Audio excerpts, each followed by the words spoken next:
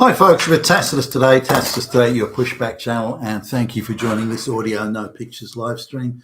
Please listen to this presentation as you would a radio broadcast. In this essay, I'd like to talk about the issue of trade tariffs. Now, Donald Trump has been mentioning this a number of times through the media and when he's been doing political rallies and so on. So it's an issue, and I think what brought it up as a headline issue was one of the big heavy equipment, I think it was agricultural equipment manufacturers in the United States, an international, multinational firm with a big brand name presence.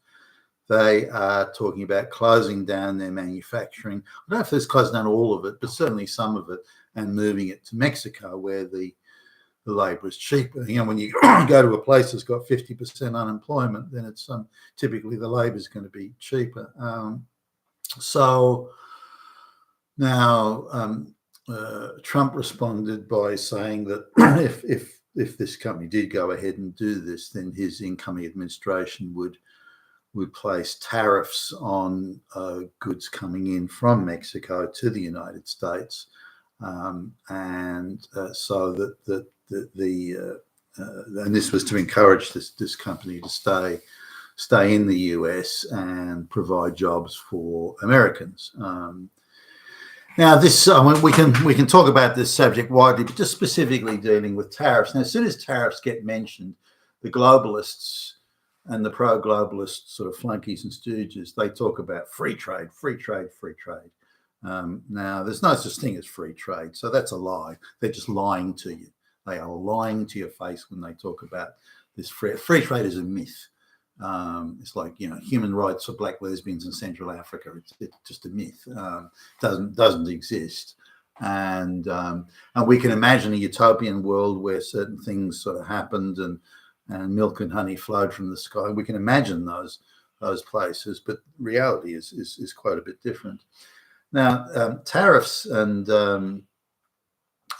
also import quotas, and I'll talk about a couple now. Tariff is where if a company wants to import a product from wherever outside of the country, wants to import it, and that competes with local manufacturers, and that country that is doing the exporting into the United States, so they have a very low cost. As in they have their standard of living, they're a third world peasant economy or something, and they've got very cheap labor, or they've got less than stringent environmental controls and things like this. They can pollute the crap out of their rivers and nobody cares.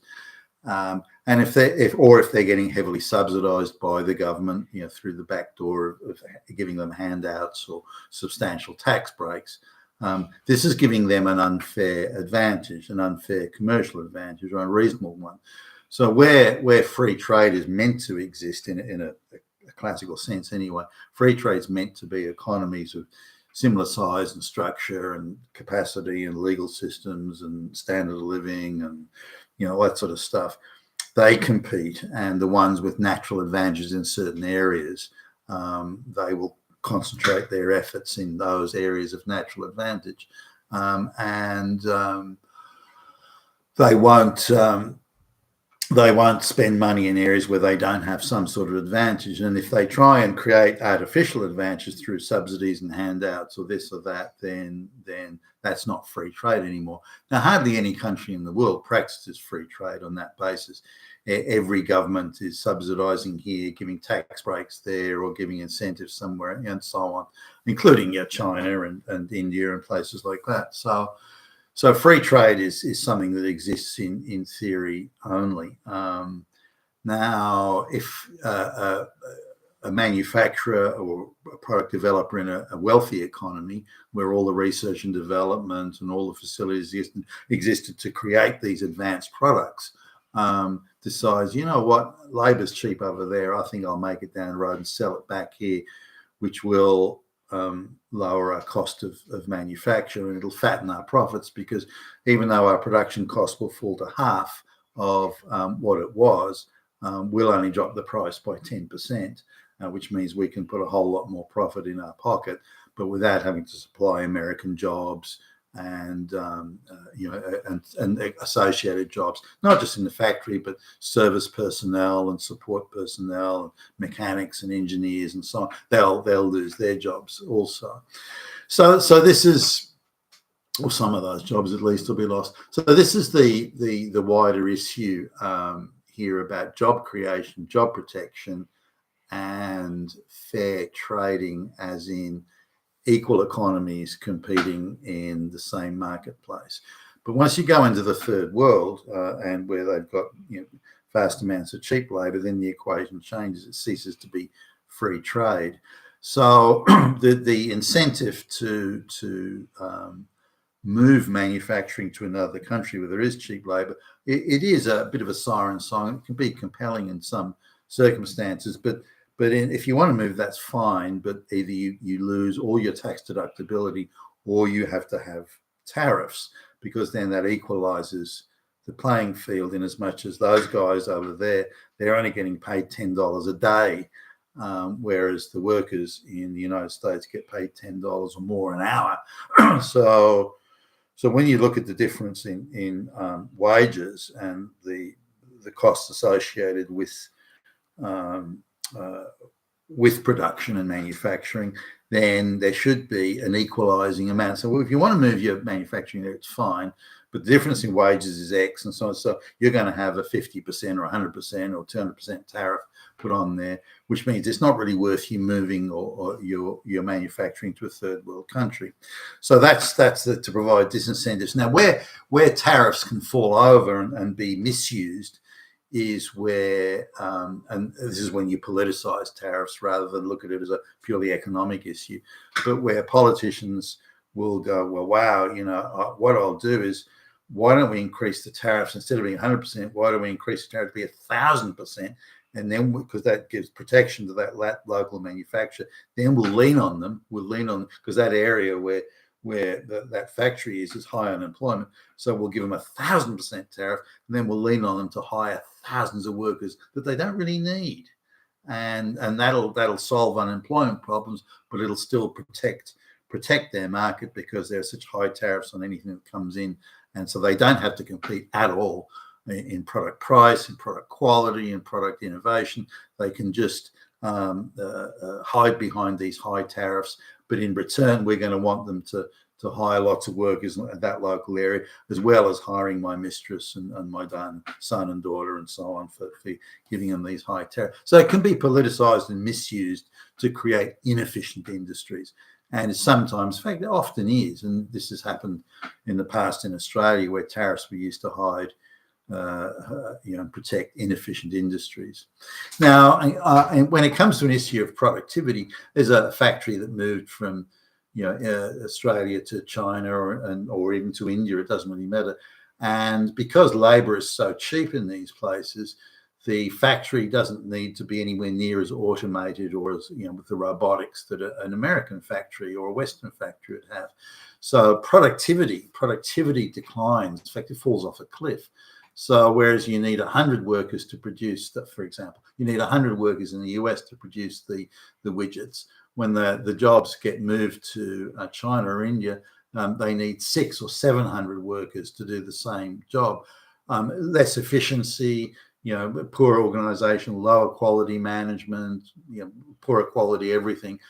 But because labor is so cheap, it's cheaper to employ some peasant from wherever rather than to put a machine in to do the work. So productivity declines, and also productivity related to application of technology declines. And this is very important, because that creates, if you like, a vacuum of productivity, where productivity is, in order to take advantage of the cheap labor, productivity and application of technology has to decline very substantially. And that's a bad thing for the world collectively, the world internationally. So the idea is that if you hide behind or are given protection of tariffs or import number, numerical quotas, that sort of thing, then you must be under an obligation, must be part of the contract to say that you're going to produce, manufacture the goods to the highest level of efficiency, intense application of technology, and so on. And that is, your protection. You've got to deliver something back. We'll give you the protection, as in the tariffs, but you've got to deliver. So you've got to deliver the best quality at the best, and then find export markets around the world for those products. Now, this is something that the Germans and the Japanese are very good at.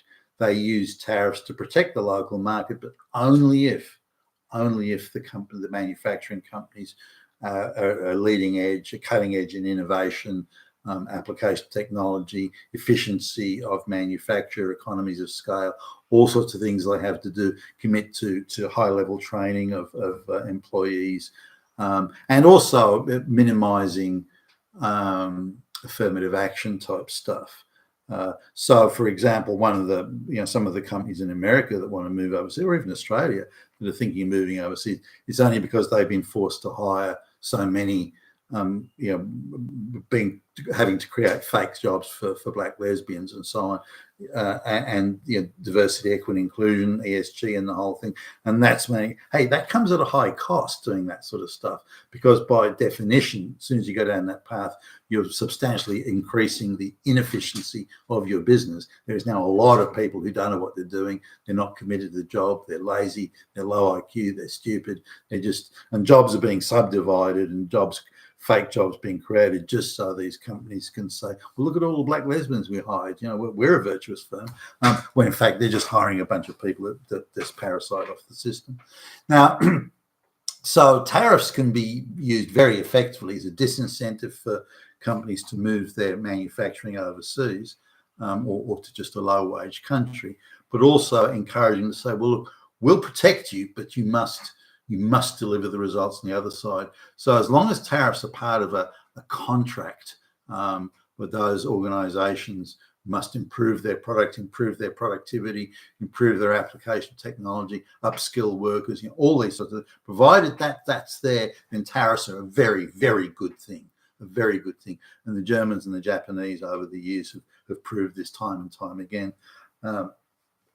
In the Anglosphere, it's been a little bit different, where tariffs have been used again for political reasons. As an example, and the British government was using tariffs to protect their motor industry and things like that.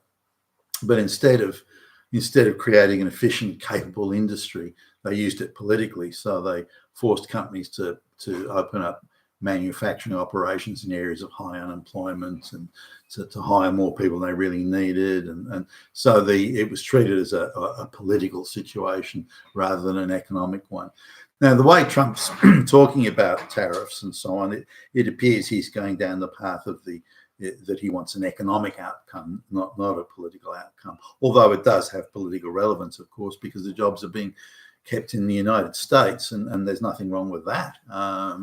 So if the tariffs are tied to the contractual obligation, you've got to deliver a product, a premium product at a competitive price, a world competitive price, in world high quality manufacturing conditions and productivity levels and so on, then it's a good thing all round, and it should be encouraged, aggressively encouraged by a Trump administration on that basis. But if it's used for political reasons, just creating jobs in a high unemployment area for no reason, as in no practical economic reason, then it'll degenerate. It'll just spiral out of control into being some sort of political bullshit gravy train. But as long as it stays on that economic path, tariffs or import limiting, quota numbers are a good thing. What does it benefit America to move manufacturing or any jobs into a third world low wage country? Well, it doesn't benefit at all. Certainly the manufacturing, I can go and buy, low quality T-shirts at the equivalent of Walmart, for example, in Australia, and say, well, those T-shirts only cost $5. So they're a cheap T-shirt, but the fabric is low quality, the stitching is low quality, the dye is low quality. I'm lucky to get one summer out of those T-shirts. Whereas previously you could get a high quality product. It was a bit more expensive, but it would last you 10 years. So these false economies of low quality products fall to pieces when you look at them. But you can buy them at a cheaper price. But because they have been replaced more often, then they're actually a higher cost, or cost you more than a high quality product. So the idea of exporting jobs overseas to third world countries, it has its place if it's creating a wider net benefit. But when they go to third world countries, you get lower quality goods, lower productivity, and no actual benefit to the final consumer, but you increase the profit margins of the business, which then fritters it away on, it doesn't pay more tax, and then fritters it away on things like diversity programs and the like, that again produce nothing positive for anybody in the long run. So that's my view on tariffs. Are a good thing if they're used under a mutual obligation system, and they should be. And I hope the Trump administration does do that. I think it's the right thing to do, and I think it'll be a huge game changer. When you add to other things that Trump's talking about, such as not taxing overtime, we're talking about a potential or possible radical overhaul, positive radical overhaul of the US economy, its productivity, its technological advancement, and so on. You've been fantastic today. You're a Pushback channel, and thank you for listening.